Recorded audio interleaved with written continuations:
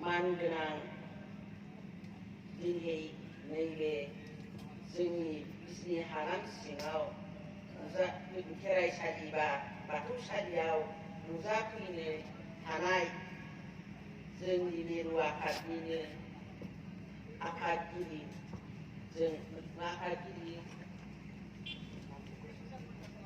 आफादगिरि मुस्रिमा सानसुलि बर' आफादगिरि माइनाव आफाद आरो मुस्रिमा रंगेला बसुमतारी नेहाथारि आरो लोगो आफादगिरि लोगो नेहाथारि नोंथांमोन आरो जोंखौ दहाय फुंनिफ्रायनो जोंनि आफादनि जानानै बाथौ दुलाराय बाथौ सिबियारि जानानै बे बाथौसालियाव गोथारै गोथार जोंनि मेलखौ मोजाङै मोजां खुंफुंलांनो हाथों।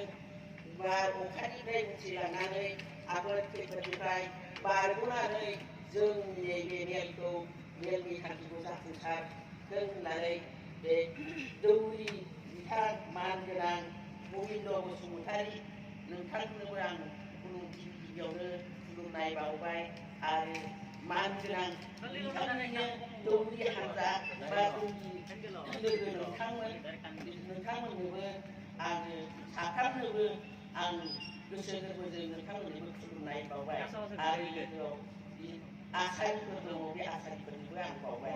दानिया नैबे मब्लांखौ माइनाव आफादनि दुलाराय बाथौ गौथुमनि सेमिनारनि मब्लांखौ खेवनो आंखौ लेंहरदों आरो बेहायनो नुजाफैनो हानाय जोंनि बे बानजाय आफादनिनो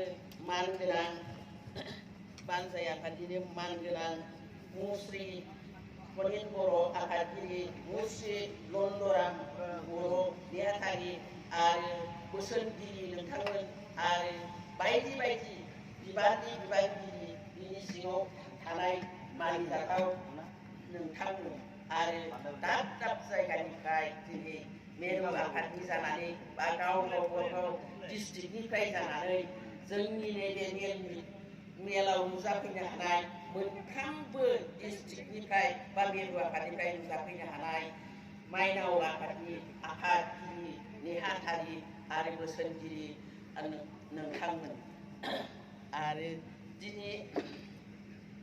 आरो बिनिनो आलासि नोंथां दंबावो आं बेखौ बुंलांनो बावदों मानगोनां सानग्रि बर' बिथांनोबो आंनिफ्राय गोसो गोरबोनिफ्राय रोजा रोजा आं साबायखर बावबाय आरो मोनाबिलियाव दंबावो जोंहा बे मोनाबिलिखौ दैदेनलांनो थाखाय बिजनि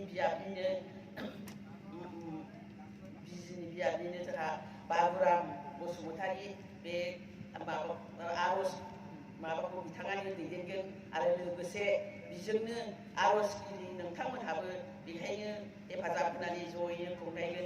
बिनि थाखाय आं बयनोबो आंनि गोसो गोरबोजों सिबिनाय अननाय थाबाय आरो नैबे समायना बाथ्राखौ बानायनानै होनायनि आफादनि आफादगिरि सन्तला बसुमतारी आरो बेनि सिङाव थानाय गुबुन गुबुन बिबानगिरि नोंथांमोन आरो जोंनि बिजनि जिल्ला सिङाव थानाय दाब दाब जायगानिफ्राय प्राइबारिफोरनिफ्राय नुजाफैनो हानाय बाथौखौ मोजां मोनग्रा सिबिसुला मानगोनां नोंथांमोन आंनि गोसो गोरबोजों नोंथांमोननो आं खुलुमनाय गेदेरनो खुलुमनाय उन्दैनो अननाय नोंथांमोननो साफ्रोमनोबो बावबाय।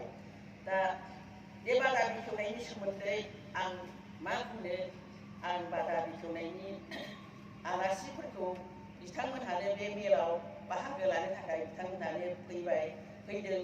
बे मेलाव बिथांमोनहा गावसिनि गोसो गोरबो सिंनिफ्राय जोंनि माइनाव आफादनि जानानै माइनावआ मा बिबान दं मा खालायनांगौ बिमा माहारिया जोनोम होनायनि उनाव गावनि गथ' गथायफोरखौ खांनानै बानानै दांनाय बिलिलाय फेदेरनानै जाहोनानै लोंहोनानै गेदेर गोलाव खालायनानै बेनि दायथ' दं। लोगोसे आरो गावनि न'खरनि सोद्रोमा आरो रायजो राजा सुबुंफोरजों बयजोंबो गोरोबलायनानै थानांगौ बेफोरनि सोमोन्दैबो बिथांमोनहा निस्सय बुंदों। दा जों जोंनि बिमा माहारिखौ गिबियावनो रावबो जोंखौ मान होआमोन। दानिया नैबे जुगाव जों हिनजाव माहारिखौ बिमा माहारि बा माइनाव आफा होननानै जों दासिम जों मान मोननो हाबाय। बे माना जोंहा ओरैबायदि थायो नामा? बिमा माहारिया जोनोम होनो गोरों बिमा, जोनोम होनायनि उनाव गाव गावनि फिसाफोरखौ दांनाय बिलिरनाय फुदुंलाय खालायनानै गावनि फिसाफोरखौ जोनोम जाखांनायनि उनावनो फिसा हिनजावआ आइ आइ आफा आफा होननानै बयबो गाव गावनि फिसाखौ अननानै गाबज्रियो। दा बिनि थाखायनो बिमा माहारिया फिसाफोरखौ फोरोंजेननायाव गावनि भाषाजों फोरोंजेननानै गथ'आ रोंनायखाय हयथ'बा बेखौ मेलेमजिबि साननो गोरों बिथांमोनहा जे माबाखौ बिमानि गावबागाव हारिनि माबाखौ बिमानि राव होननानै हयथ' बुंदों। आरो गुबुनाबो गुबुन असमियाफ्रा होनो मातृ भाषा। अनेक जाथियानो गाव गावनि धोरोमजों बा गाव गावनि हारिनि भाषाजों गाव गावनि भाषाजों मातृ भाषा बा बिमानि राव बेफोरखौ बुंखायो। दाना बेफोरखौ बिनि थाखायनो आङो बे माबाखौ जोंहा बेसेन मोनबाय माइनाव आफादा। दा बिमा माहारि हिसाबै जों बे मेलखौ दिनै गेवलां मेलखौ आङो जोबथारनायाव आं थालांनाय सोद्रोमाफोरखौ बा आलासिफोरखौ नाम फोजोबनो हायैयाव आं खर' गंग्लायै गुरैयै आं नोंथांमोननो खुलुमनाय सिबिनाय बावबाय आरो उन्दै उन्दैफोरनो आंनि अननाय जासिनानै आं बे बादाखौ बेखेवबाय, बेखेवनोसै होननानै आं फोसावनाय जाबाय। गोजोन्थों। बिथांखौ आङो मब्लांखौ बेखेवनो थाखाय खावलायो।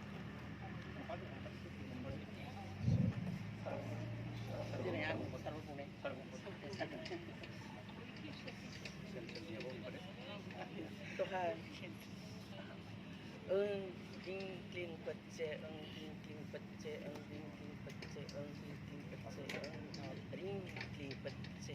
Dohai.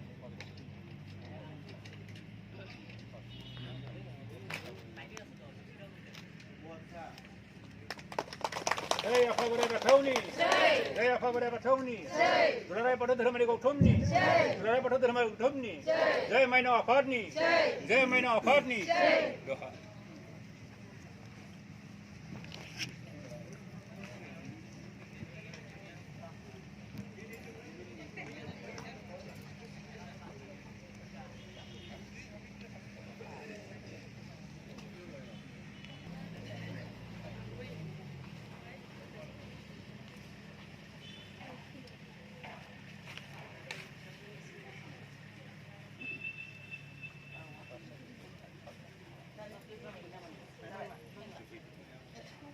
Tinggal.